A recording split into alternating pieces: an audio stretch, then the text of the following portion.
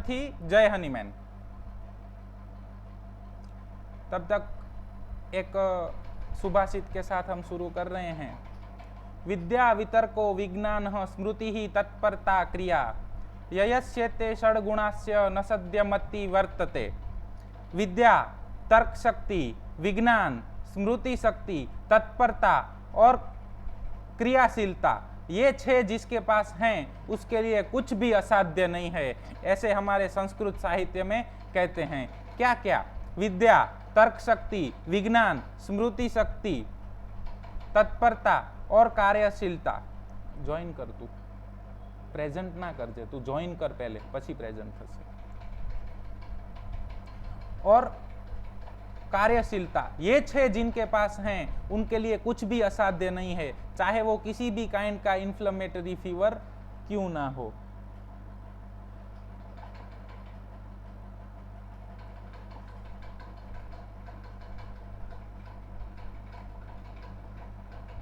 શું થયું? વાર લાગશે? क्यों ना हो? फीवर किसे कहते हैं? A condition of the body when it is too hot because of illness, तो उसको फीवर कहा जाता है। ऐसी कंडीशन हमारे बॉडी की कि जिसमें हमारा बॉडी गर्म हो जाता है। कितना गर्म? मगर गर्म तो किसको गर्म बोलेंगे?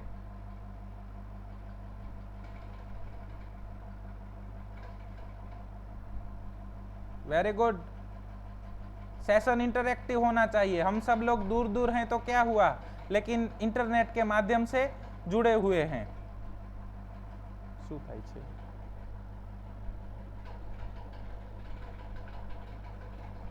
इंटरनेट के माध्यम से जुड़े हुए हैं। सो अबव 99 और अबव 100 कॉल्ड एज फीवर। लेकिन सिम्टम्स क्या आएंगे फीवर में? Yes, very good. और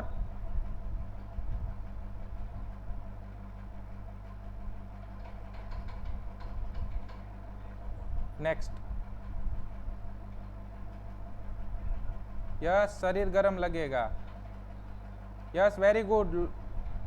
pen in limb, yes, very good. और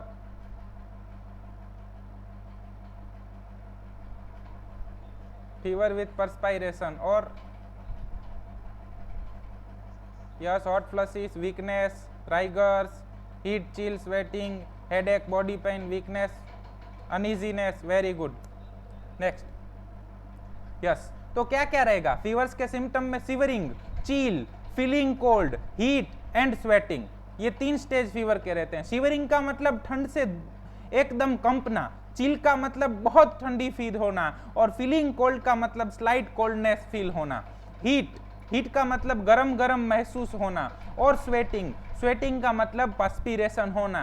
ये फीवर के 3 स्टेज होते हैं। इसके अलावा और क्या क्या रहता है? वीकनेस, पेन और इन्फ्लेमेशन। इन्फ्लेमेशन के कौन से 5 साइन हैं?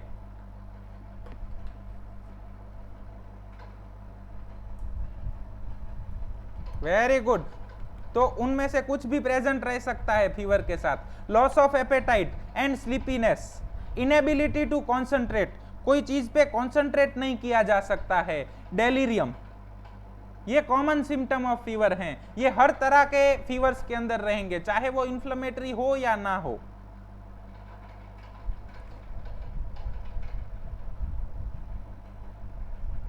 क्लियर? कॉमन फीवर का प्रेजेंटेशन क्या मिलेगा वो आपको पता चला गया। इन्फ्लेमेशन कहीं भी हो सकता है। अगर नाक के अंदर इन्फ्लेमेशन है तो वो राइनाइटिस होगा। अगर साइनस के अंदर इन्फ्लेमेशन है तो साइनसाइटिस होगा। अगर थ्रोट के अंदर इन्फ्लेमेशन है तो लैरिंजाइटिस, फेरिंजाइटिस है। अगर थ्रोट के अंदर इन्फ्लेमेशन है तो टॉन्सिलाइटिस हो सकता है। अगर चेस्ट के, लंग्स के अंदर इन्फ्लेमेशन हुआ तो वो न्यूमोनिया हो सकता है। प्लूरा के अंदर इन्फ्लेमेशन हुआ तो प्लूराइटिस हो सकता है। स्टमक के अंदर इन्फ्लेमेशन हुआ तो गैस्ट्राइटिस हो सकता है। इंटेस्टाइन के अंदर इन्फ्लेमेशन हुआ तो कोलाइटिस हो सकता है। यूरिन के अंदर इन्फ्लेमेशन हुआ तो यूरिनरी ट्रैक इन्फेक्शन भी हो सकता है। और बॉडी में सॉफ्ट टिश्यू के अंदर भी इन्फ्लेमेशन हो सकता है। अगर साइनोवियल मेम्ब्रेन जॉइंट के अंदर इन्फ्लेमेशन हुआ तो भी फीवर आ सकता है। अगर आइस के अंदर भी इन्फ्लेमेशन हो सकता है, जिसको हम रेड आई कहते हैं। ईयर के अंदर इन्फ्लेमेशन हो सकता है। कहीं भी अगर इन्फ्लेमेशन हो तो उसके पीछे आइटिस आएगा और वहां की लोकलाइज्ड पैथोलॉजी डेवलप होगी। इसके साथ क्या होगा? Shivering, chill, cold, heat, sweating, weakness, pain, loss of appetite, sleepiness, inability to concentrate और आगे जाके डेलीरियम हो सकता है। ये प्रेजेंटेशन मिलेगा। ये है common presentation of fever. Clear everyone? Lecture बहुत लंबा होने वाला है, थोड़ा फास्ट जा रहे हैं। जहां पे आपको कुछ ना समझाई दे, कुछ प्रश्न हो तो तुरंत पूछ लीजिएगा। हमारा ये गोल है कि आज जितने भी 66 लोग ज्वाइन हैं, कल से हर बंदा इन्फ्लेमेटरी फीवर ट्रीट कर सके, वो केसेस ले सके with knowledge of practice of medicine and homeopathy also. Causes क्या हो सकते हैं फीवर के? तो कॉजेस में आएगा वायरस, बैक्टीरिया, पैरासाइट। वायरस का फीवर है, पैरासाइट का फीवर हो सकता है, या तो बैक्टीरिया का फीवर हो सकता है। Increased body temperature as from set thermal set point. अगर बॉडी का टेम्परेचर थर्मल सेट पॉइंट जो सेट है उससे बढ़ गया तो ये भी एक कॉज हो सकता है। वायरस के एग्जांपल में क्या आएगा? कॉमन कोल्ड, फ्लू, इन्फ्लुएंजा और कौन से फीवर हैं जो वायरल फीवर हैं?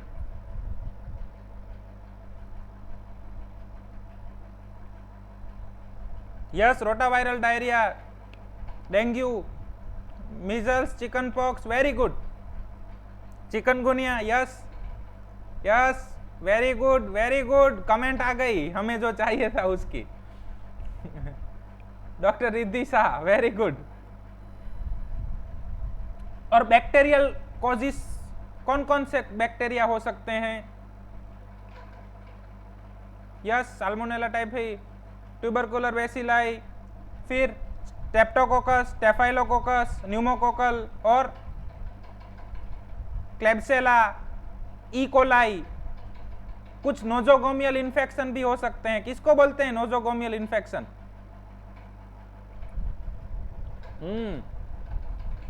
तो वो भी बैक्टीरियल कॉजेस में आएगा। कौन से पैरासाइट फीवर देते हैं? यस, मलेरिया, काला आजार, वेरी गुड। और यस, वेरी गुड। और लिवर एब्सेस किससे होता है? डिसेंट्री किससे होता है? Yes, very good. और तो ये सब इन्फेक्शियस फीवर के टाइप थे। इसके अलावा नॉन इन्फेक्शियस फीवर भी होते हैं। डीवीटी के अंदर फीवर आना, डीप वेन थ्रोम्बोसिस, वास्कुलाइटिस में फीवर आना, कनेक्टिव टिश्यू डिसऑर्डर में फीवर आना, कार्सिनोमा के अंदर भी फीवर आ सकता है। कॉम्प्लिकेशन क्या होते हैं फीवर के? तो फीवर का एक मेजर कॉम्प्लिकेशन है कन्वल्जन्स, फेब्राइल कन्वल्जन, जो बच्चों में बहुत कॉमन होता है। उसके अलावा जो इन्फ्लामेशन है उसका कॉम्प्लिकेशन हो सकता है। वो इन्फ्लामेशन से ऑर्गन फेलर और ऑर्गन फेलर से मल्टी ऑर्गन फेलर तक जा सकता है। क्लियर? कॉजेस सबको पता चल गए? डायग्नोसिस। अब डायग्नोसिस कैसे करेंगे? तो साइट ऑफ कॉज लोकलाइजेशन कीजिए कि कहां इन्फ्लेमेशन लोकलाइज हुआ है। जॉइंट में इन्फ्लेमेशन है, सॉफ्ट टिश्यू में इन्फ्लेमेशन है, थ्रोट में है, टॉन्सिल में है, कहां पे इन्फ्लेमेशन है? लंग में है, चेस्ट में है, स्टमक में है, इंटेस्टाइन में है, कोलोन में है, रेक्टम में है, कहां पे है? तो डायग्नोसिस वहां से होगा कि सेट ऑफ इन्फ्लेमेशन कहां पे है, पैथोलॉजी लोकलाइज कहां पे हुई है और उसका क्या इंपॉर्टेंस है, वो हमने आज ड्रोसेरा के वीडियो में बताया है। आप में से अगर कोई किसी ने भी देखा हो तो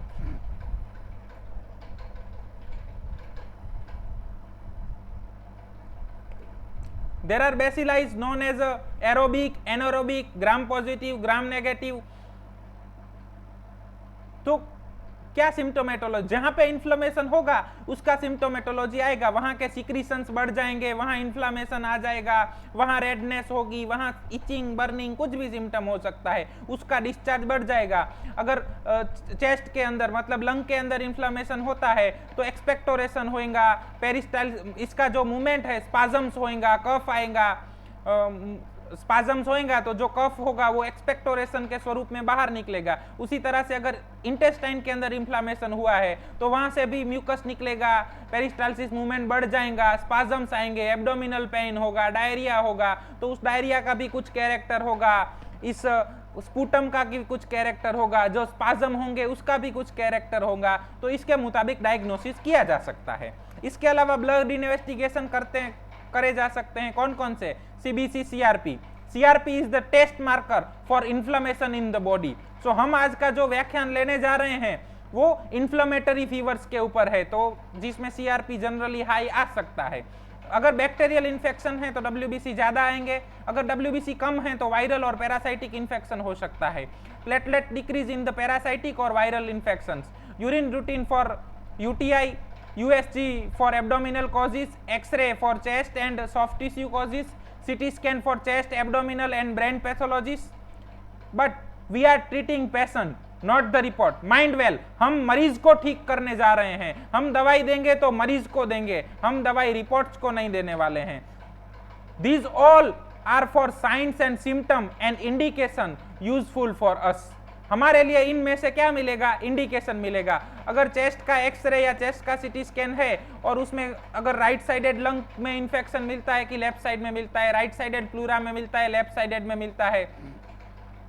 अगर एब्डोमेन है यूएसजी का तो स्टोन कहाँ पे है, लेफ्ट साइड में है कि राइट साइड में है। अगर वहां पे दूसरा कुछ एक्यूट है लाइक एपेंडिसाइटिस है तो किस हद तक का एपेंडिसाइटिस है, उसके मुताबिक हमें उसमें से मिलेंगे। अगर यूरिन रूटीन माइक्रो है तो इसमें हमें मिलेगा कि यूरिन के अंदर ऑक्जेलेट स्टोन प्रेजेंट है, तो वो हमारे लिए एक इंडिकेशन मिल गया। ठीक है, क्लियर। डायग्नोसिस कैसे करना है, हमें सिर्फ इंडिकेशन के लिए रिपोर्ट्स चाहिए, रिपोर्ट पे से हम इंडिकेशन निकालने हैं। टाइप्स ऑफ फीवर, हम बेसिक 3 टाइप ऑफ फीवर के अंदर जा रहे हैं। Continue fever, remain above normal, not fluctuate more than 1 Celsius in 24 hour, तो उसे कंटिन्यूस फीवर कहा जाता है। इंटरमिटेंट फीवर मतलब elevation for certain period. Remittent fever, normal fluctuation more than 1 degree in 24 hour. So अगर जो फीवर है वो एक दिन में 1 डिग्री से ज्यादा बढ़ जाता है तो वो रेमिनेंट फीवर है, लेकिन बीच में वो नॉर्मल नहीं होता है।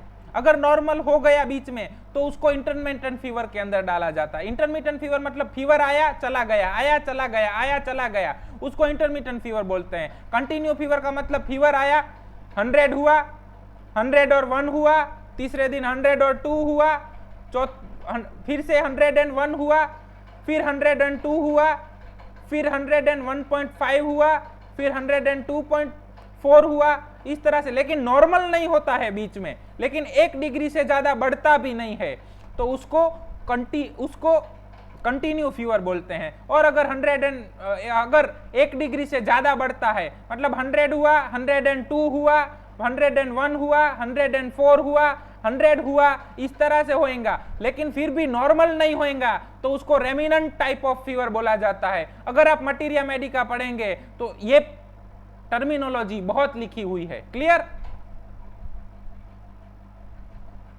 Yes, very good. Example comments में दिए गए हैं, आप देख सकते हैं। नाउ एलाइड साइड खत्म हुआ, अब हमारी बारी आती है fevers in I of homeopath. एक होम्योपैथ की नजर में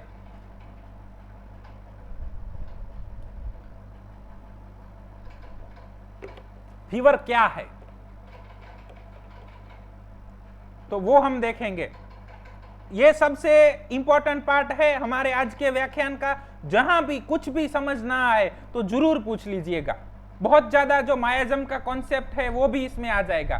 so any acute disease is from latent मायाजम। चाहे वो फेब्राइल एक्यूट डिसीज है चाहे नॉन फेब्राइल एक्यूट डिसीज है, लेकिन वो आएगा कहां से? लेटेंट मायाजम में से। From continue mental, emotional and physical causes sensitize that miasm and prepare soil for the disease। हमें गुस्सा आ गया, गुस्से को हमने दबाया, मुझे आपके लिए हेट्रेड हुई, किसी ने माइक चालू रखा और मुझे उसके लिए खराब फीलिंग आई, किसी ने कुछ बोला, मेरी गर्लफ्रेंड मुझे छोड़ के चली गई, मैं डिसअपॉइंट हुआ, मेरा पापा के साथ झगड़ा हो गया, मेरा फाइनेंशियल लॉस हो गया, मुझे गलत फीलिंग आई, मुझे सुसाइडल थॉट्स आए, मैं बहुत ठंडी में चल गया, मैं बहुत गर्मी में चल गया, मैंने बहुत ठंडा पी लिया, मैंने बहुत गर्म पी लिया, मैंने अच्छा नहीं खाया, मैंने बासी खा लिया, मैंने बहुत ज़्यादा खा लिया, मैंने बहुत फास्टिंग कर दिया। जहाँ जहाँ भी आप नेचर से दूर जाएंगे, that all are sensitize your miasm। Clear? चाहे वो मेंटल हो, चाहे इमोशनल हो, चाहे फिजिकल हो, जो भी नेगेटिव है वो आपके मायाजम को सेंसिटाइज करेगा। जहां जहां आप नेचर से विरुद्ध जाएंगे, नेचर से अगेंस्ट जाएंगे, वो चीजें मायाजम को सेंसिटाइज करेंगी, और वो मायाजम को सेंसिटाइज करेंगी। मगर इसीलिए क्या होगा, आपके अंदर डिसीज आने का एक सॉइल तैयार होगा। जिस तरह से एक किसान होता है, वो बारिश आने से पहले अपनी जमीन पे हल जोत देता है, जमीन को पूरा बना देता है, उसमें खाद डाल देता है, खाद डाल देता है और पूरी जमीन को प्रिपेयर करके रखता है ताकि बारिश आए और बीज बोए जाएं। बीज बोएंगे तो प्रिपेयर्ड सॉइल होगी तो उसमें बीज अच्छी तरह से उगेंगे। उसी तरह आपके अंदर भी इन सब चीजों के कारण आपकी सॉइल तैयार होती है, और फिर जरा सी भी बारिश यानी कि एक्साइटिंग कॉज आएगा और आपके अंदर जो भी बीज है वो उगेगा, और वहां से आपको डिसीज पैदा होगा, एक्यूट डिसीज पैदा होगा। After that body invite any pathogens known as a bacteria, virus or parasite or sometime pyrexia from unknown origin and fevers come। आपने इन सब unnatural things, negative emotions, negative thoughts और कुदरत के विरुद्ध जाके अपने डिसीज में पूरा एनवायरमेंट, अपने शरीर में पूरा एनवायरमेंट तैयार कर लिया है ताकि डिसीज आए। उसके बाद एक स्लाइटेस्ट एक्साइटिंग कॉज, खाने पीने में ठंडा आ जाना, आइसक्रीम खा लेना, ठंडा पीना पी लेना, सडन चेंजेस इन वेदर हो जाना, ठंडा वेदर आना, गर्म वेदर आना, या तो मिर्च वाला खा लेना, स्पाइसी खा लेना, कुछ भी होना, या तो नींद नहीं आना, कम नींद होना, बहुत ज्यादा काम करना, बहुत कम काम करना, कुछ भी ऐसा एक्साइटिंग कॉज आएगा। बारिश होना, भीगना, भीगे हुए बैठना, स्टोन के ऊपर बैठना, कोई भी विंड आएगा, ड्राफ्ट ऑफ एयर आएगा, पंखे के नीचे बैठना, एसी की हवा लग जाना, ठंडा पानी पी लेना, बर्फ का गोला खा लेना, कुछ भी कॉज आएगा, दैट एक्साइटिंग कॉज, एंड आपका बॉडी इनवाइट कर लेगा पैथोजन को, आओ बैक्टीरिया आओ, आओ वायरस आओ, आओ पैरासाइट आओ, और वो पैरासाइट, बैक्टीरिया और virus known as the end product of the disease cause by your body itself. Clear? यहां पे डिफरेंस है, यहां पे डिफरेंस है। कुछ लोग ऐसा मानेंगे कि वो वायरस, बैक्टीरिया या पैरासाइट आता है और इन्फ्लेमेशन पैदा करता है और फीवर आता है, लेकिन हनीमैन साहब और होम्योपैथी की आई के अंदर आपका मायाजम सॉइल तैयार करता है, कोई भी एक्साइटिंग कॉज आता है, इन्फ्लेमेशन होता है, और as the end product of that process वो पैथोजन वहां पे होता है। Clear? Fever is a immune response, fever is tier of vital force, that vital force won't help, so what we can do? Reduce fever is a cure? Is it cure? Fever आ गया तो कम कर देना वो cure है?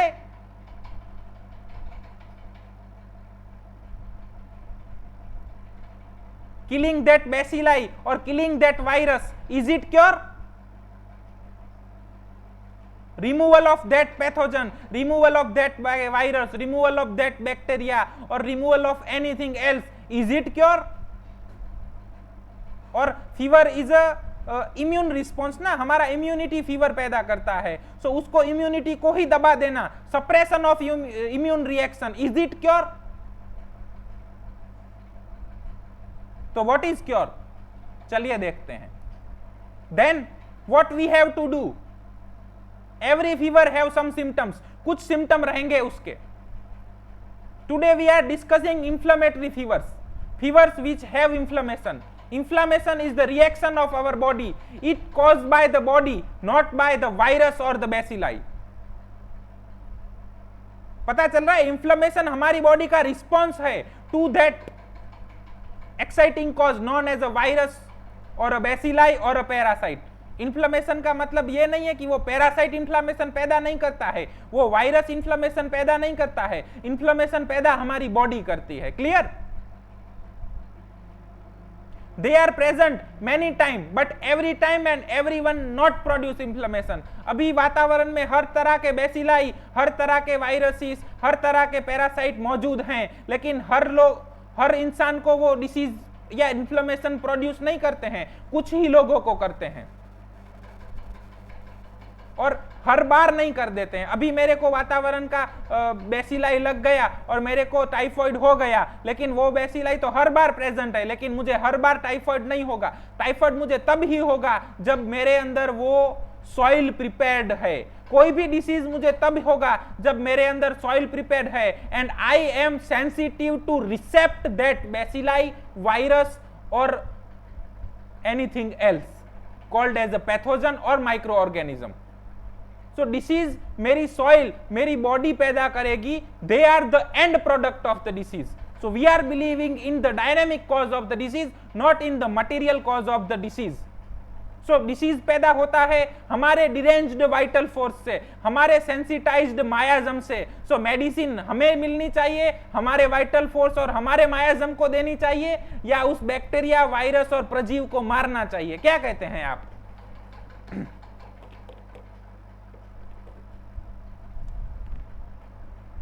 आपके लिए रुका हुआ हूं.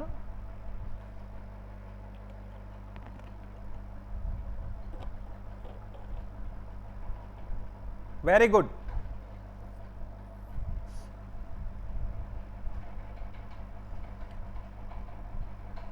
यस, हमारी मेडिसिन वायरस के लिए, बैक्टीरिया के लिए या फीवर के लिए नहीं होती है. हमारी मेडिसिन होती है वाइटल फोर्स के लिए, कि जिससे वो वाइटल फोर्स क्या करे, वाइटल फोर्स को स्ट्रेंथ मिले. और वाइटल फोर्स ने के पास उसका जो खेत था उसमें जमीन तैयार हो गई थी और उसमें कुछ कुछ पेड़ पौधे उग गए थे, वो जमीन डिस्ट्रॉय हो जाए, वो soil for the produce disease वो डिस्ट्रॉयड हो जाए, और जिससे क्या होगा कि वो डिसीज तो चला जाएगा लेकिन फ्यूचर में भी कम डिसीज आएगा.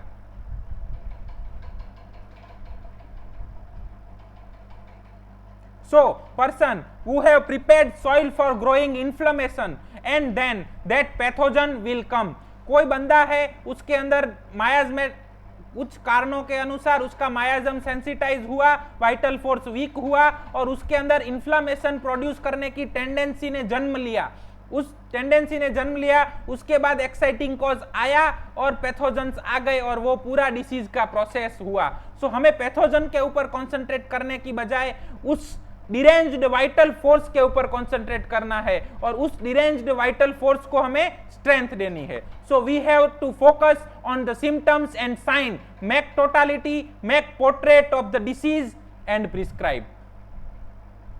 ये एक्यूट डिसीजेस हैं. इसके दौरान हमें किसके ऊपर फोकस करना है? हमें फोकस करना है डेविएशन के ऊपर, कि डिसीज पैदा होने के बाद क्या क्या चेंज हुआ, तो उसके अनुसार हमें क्या मिलेगा? एक्यूट स्टेज मिलेगा.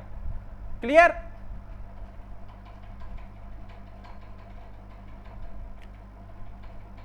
But sometime there is only indisposition, slight error in diet and regimen. So we have to correct that. Every time is no need of medicine. Hahnemann also described auxiliary method in the last aphorism. So they also important in this type of cases.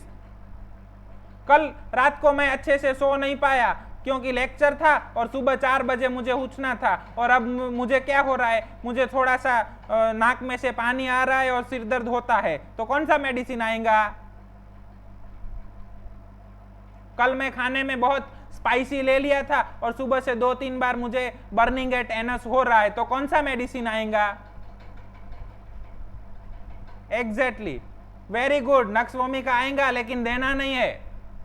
Yes, देना नहीं है, आएगा, it is totality of नक्स्वामी का, लेकिन देना नहीं है, ये इनडिस्पोजिशन है। यहां पे हमें पेशेंट को एडवाइज करना है।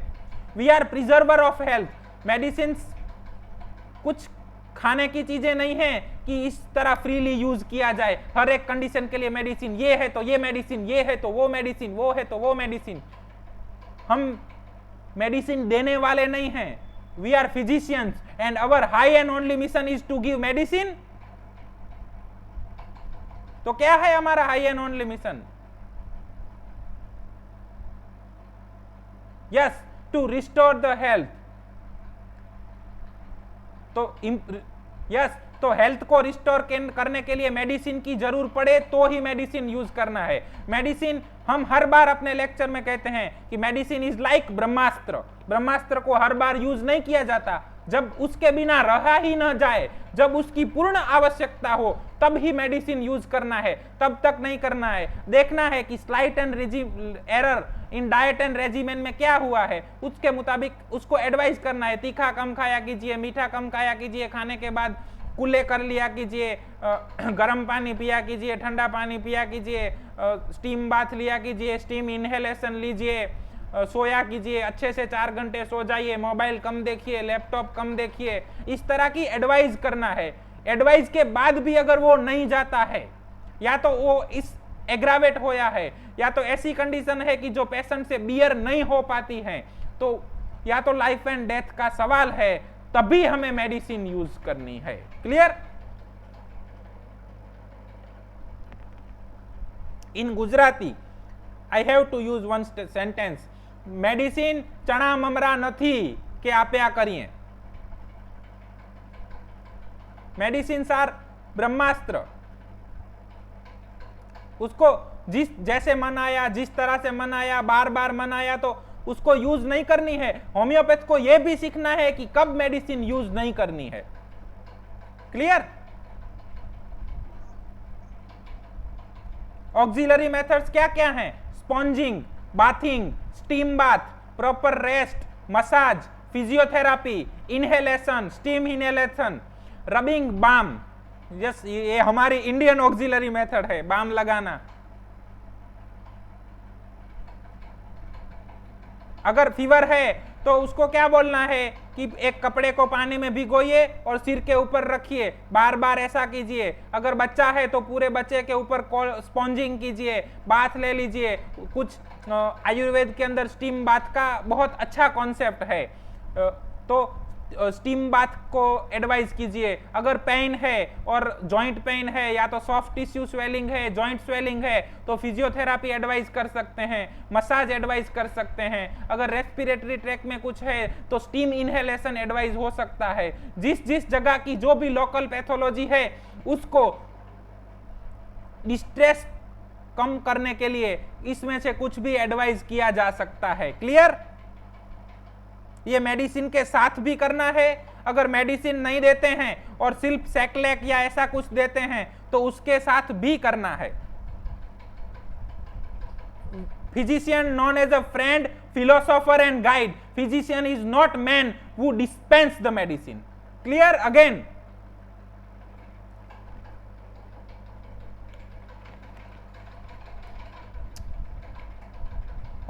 अब क्या करना है? अगर ऑक्सिलरी मेथड्स के बाद भी अगर डिस्ट्रेस कम नहीं होता है, दिक्कत कम नहीं होती है, और पेशेंट है हमारे पास जो क्रॉनिक डिसीज के लिए हमारी मेडिसिन के ऊपर है, तो वो मेडिसिन का क्योर का प्रोसेस शुरू है, और अगर मेडिसिन देंगे तो उसमें विक्षेप उत्पन्न होगा, तो क्या करना है? Use mother tinctures.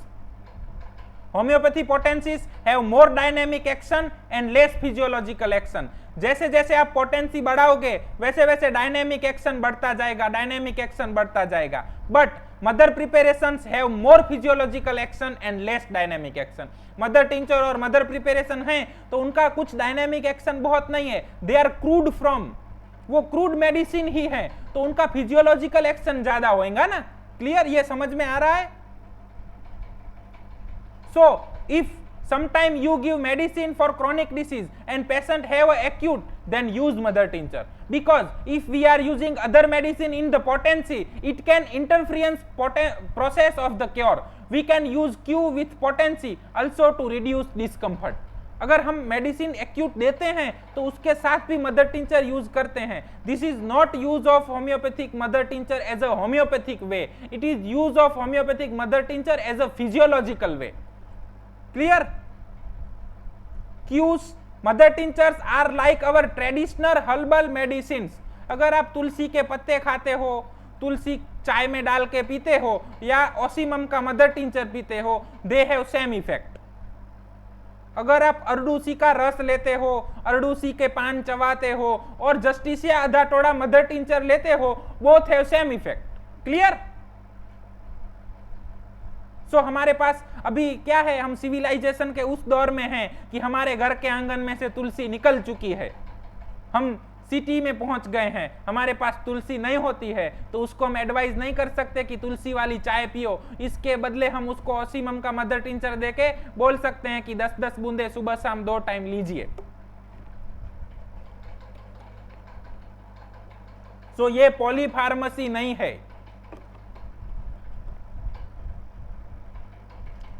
It is not polypharmacy because we are focusing only physiological action of that Q, not homeopathic action. हम उसमें बहुत कुछ सिम्टम सिमिलैरिटी मैच करके नहीं दे रहे हैं, हम कोई होम्योपैथिक लॉस लगा के नहीं दे रहे हैं. इसीलिए हम कह रहे हैं कि होम्योपैथी क्या है.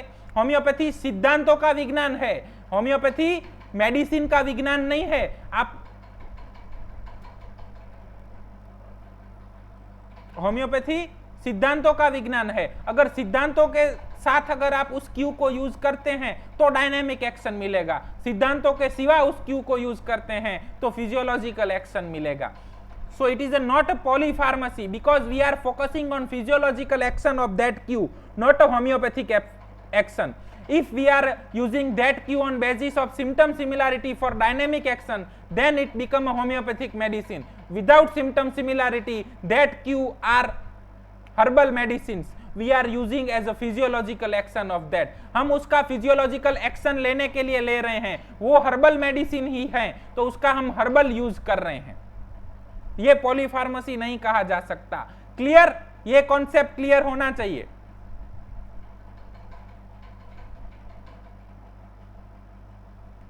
किसी को कोई प्रश्न, किसी को कुछ डाउट? ओके. अब क्या करना है? इतना सब कुछ किया फिर भी रिलीव नहीं हो रहा है, दिक्कत बढ़ रही है, या तो पेशेंट को बहुत डिस्कंफर्ट है, तो या तो लाइफ और डेथ का सवाल है, तो हमें पोटेंसी यूज करनी है basis on symptom similarity.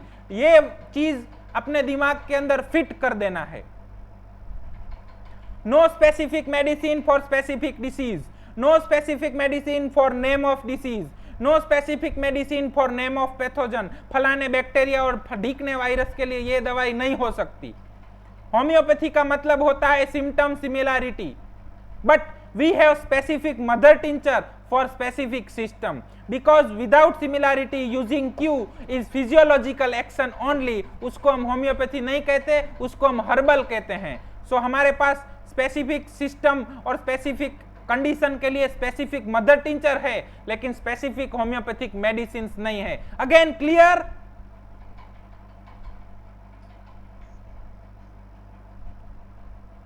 Yes. तो कौन से मदर टिंचर कब कब यूज कर सकते हैं आप? इसके लिए यह है ये स्लाइड. इसका अगर आपको फोटो बोटो लेना हो तो ले सकते हैं. You can also mix Q. Okay, एक मिनट हम देख लेते हैं. आप ओके, स्लाइड प्रेजेंटेशन शुरू ही है. आप पिन ऑन रोहित सोलंकी कीजिए.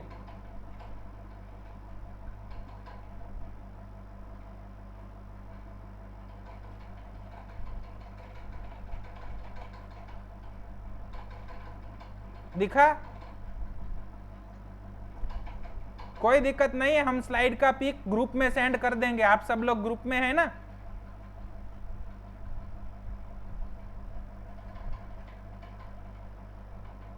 ओके, सो आप मदर टिंचर्स को मिक्स भी कर सकते हैं। क्यों? क्योंकि आप यहाँ पे होम्योपैथी के लॉज नहीं लगा रहे हैं, होम्योपैथी के लॉज नहीं लगा रहे हैं, होम्योपैथी के सिद्धांत नहीं लगा रहे हैं, आप सिर्फ हर्बल यूज कर रहे हैं उस मदर टिंचर का। सो 1 2 3 मदर टिंचर को एक साथ मिक्स करके भी यूज किया जा सकता है, और ये पॉलीफार्मेसी नहीं है, क्योंकि ये होम्योपैथिक यूज नहीं है।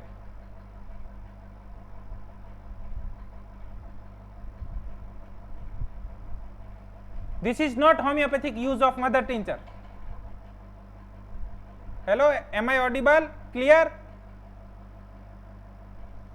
Yes, okay. Thank you.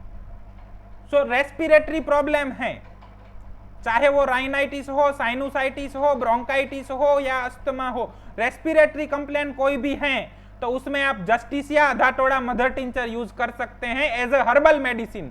बार बार मैं कह रहा हूं as a herbal medicine, as a herbal medicine, it is not homeopathic use. अगर अस्थमेटिक कफ है तो ब्लाटा का मदर टिंचर यूज किया जा सकता है, as a lung tonic aspidosperma use किया जा सकता है। कोई दिक्कत नहीं है, हम आपको ग्रुप में सेंड कर देंगे।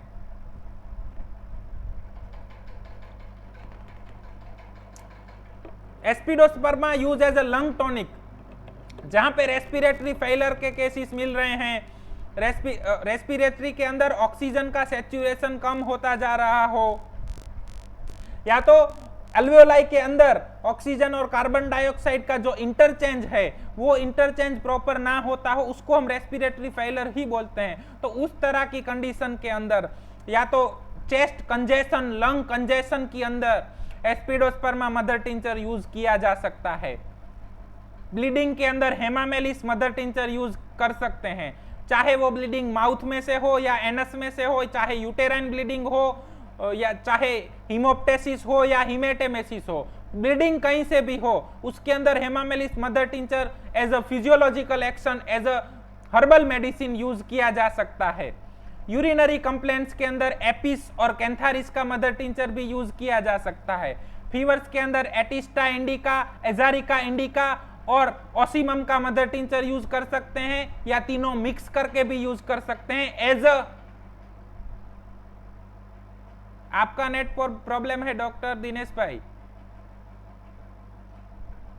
यस यस यस, दूसरे लोगों को क्लियर आ रही है।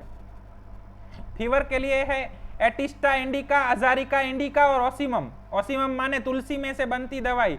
अभी पहले हम छोटे थे, हमें फीवर आ जाता था तो हमारी मम्मी तुलसी का रस पिला देती थी, हमारी दादी थी वो तुलसी वाली चाय पिला देती थी। We are use to drink उकाड़ा, उकाड़ा पिलाते थे, उसमें तुलसी, अदरक, आदू,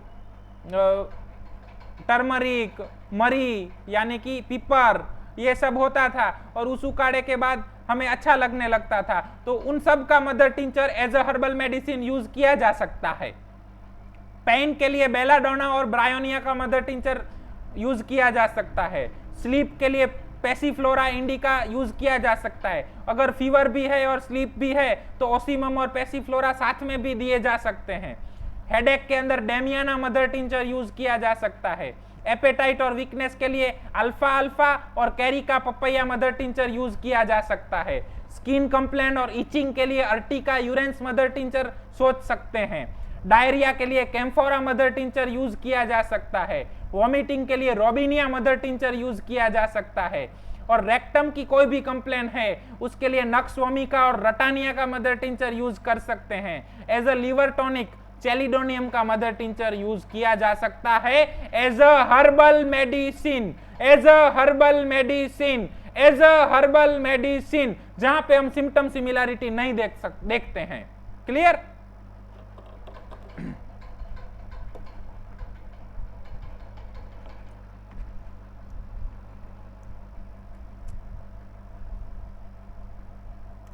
अब हमारी मेडिसिन्स, ये मदर टिंचर कैसे देना है? तो ल्यूकवार्म वाटर के अंदर, गुनगुने पानी के अंदर 5, 6, 7, 8, 10 बूंदे, 12 बूंदे, 15 बूंदे दे सकते हैं। यस, ये वीडियो मिलेगा आपको रिकॉर्डेड, लेकिन जितना बने उतना आपके क्वेरीज यहाँ पे हम सॉल्व करने का प्रयत्न करेंगे, इसीलिए ऑनलाइन जितना हो सके अटेंड कीजिए। नींद आती हो तो कोई बात नहीं है।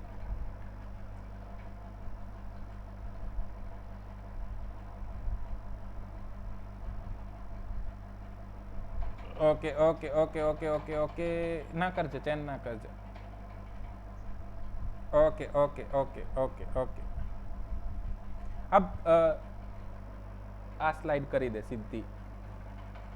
अब डोज कैसे देना है, तो 5 से 10 drop, 2 drop, 3 drop, 1 drop, 10 drop, 12 drop, 15 drop according to severity in half cup of warm water, BD, TDS और क्यूडीएस दे सकते हैं। It is only relieve distress, but acute means which can subside or give death. Acute disease का definition क्या है?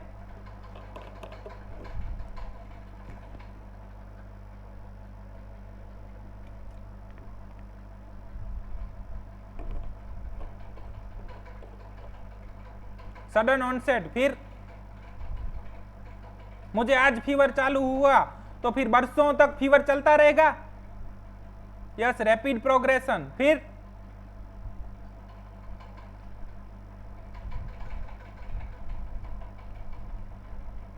और क्या? आज मुझे पेट दर्द शुरू हुआ है तो फिर बरसों तक वो पेट दर्द रहेगा, तो उसको एक्यूट बोलते हैं। Very good, short duration. Yes, short duration, either वो डेथ प्रोड्यूस करेगा, आइदर सबसाइड हो जाएगा, चला जाएगा। सो हमें उसका डिस्ट्रेस रिमूव करना है, तो इसके लिए हम क्यूज यूज कर रहे हैं। So after that period subside and you continue your medicine. आपकी जो मेडिसिन पहले शुरू थी उस मेडिसिन के साथ कंटिन्यू कर सकते हैं, और सिम्टोमेटोलॉजी अगर चेंज हुई है तो फिर से नई टोटालिटी बना के प्रिस्क्राइब किया जा सकता है। मगर अगर डिसीज प्रोग्रेस करता है तो हमें फिर मेडिसिन देना ही पड़ेगा, क्योंकि पेशेंट का लाइफ इंपॉर्टेंट है। पेशेंट को अगर ज्यादा डिस्ट्रेस होता है तो पोटेंसी देना ही पड़ेगा। Then give potency according to symptom similarity. अभी तक हमने हर्बल मेडिसिन का बात किया, लेकिन अब क्या करेंगे? अब जो बात करेंगे वो होम्योपैथी का बात करेंगे, और जो लोग नींद के सामने अभी तक टिक गए हैं वो लोग होम्योपैथी का आनंद ले पाएंगे। जो सो गया सो खो गया।